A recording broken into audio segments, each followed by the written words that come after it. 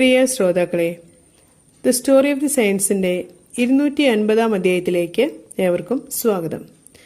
വിശുദ്ധ മാക്സിമിലിയൻ കോൾബിയയ്ക്ക് ശേഷം ഈ ആഴ്ച വിശുദ്ധ റോച്ചിനെ കുറിച്ചാണ്.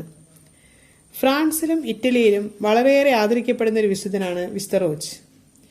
വിശുദ്ധനെക്കുറിച്ചുള്ള ആധികാരികമായ ചരിത്രമൊന്നും ലഭ്യമല്ല. ലഭ്യമായ വിവരങ്ങളനുസരിച്ച് ഫ്രാൻസിലെ മോൺപെല്ലിയറിൽ ഒരു ഗവർണറുടെ മകനായിട്ടാണ് വിശുദ്ധന്റെ ജനനം.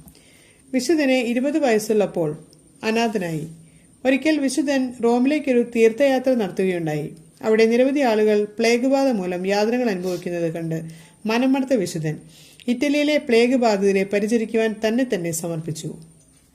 പിയാൻസയിൽ വെച്ച് വിശുദ്ധനും രോഗബാധിതനായെങ്കിലും സുഖം പ്രാപിക്കുകയുണ്ടായി.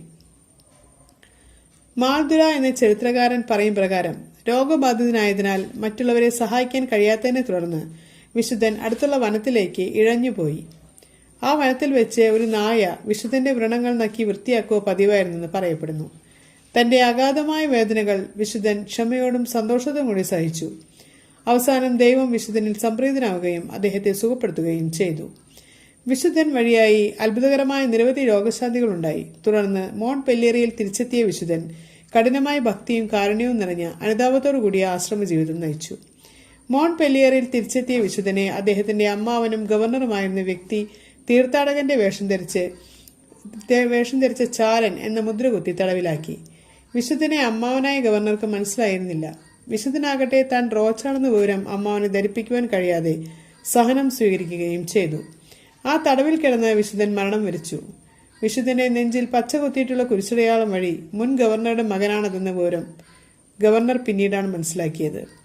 മറ്റൊരു ജീവചരിത്രകാരന്റെ വിവരമനുസരിച്ച് ചാരൻ എന്ന മുദ്രകുത്തി ലോംബോർഡിയിലെ ആൻഗേഴ്സിൽ വെച്ചാണ് വിശുദ്ധൻ തടവിലാക്കപ്പെടുന്നത്. അവിടെ വെച്ച് തന്നെ മരണപ്പെടുകയും ചെയ്തു. മോൺപെല്ലിയറിൽ വെച്ചാണ് വിശുദ്ധൻ മരണപ്പെടുന്നത്. 1985 വിശുദ്ധന്റെ മൃതദേഹം മോൺപെല്ലിയറിൽ നിന്നും വെനീസിലേക്ക് കൊണ്ടുവരികയും അവിടെ ഒരു മനോഹരമായ ദേവാലയത്തിൽ ഭക്തിപൂർവ്വം സംസ്കരിക്കുകയും ചെയ്തു.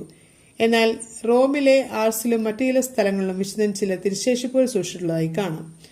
വിശുദ്ധന്റെ മരണശേഷം അദ്ദേഹത്തിന്റെ മധ്യസ്ഥതയിൽ നിരവധി അത്ഭുതങ്ങൾ നടന്നതിനെ തുടർന്ന് അദ്ദേഹത്തോടുള്ള ഭക്തി ജനസമ്മതി ആർജിക്കുകയും വികസിക്കുകയും ചെയ്തു.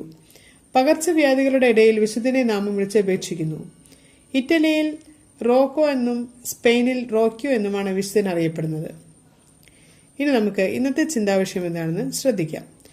ബാല്യത്തിലെ പ്രസരിപ്പിനെ കുറിച്ച് യുവത്വത്തിലും യുവത്വത്തിലെ സജീവതയെക്കുറിച്ച് വാർദ്ധക്യത്തിലും ആലോചിക്കുന്നവരാണ് നാം.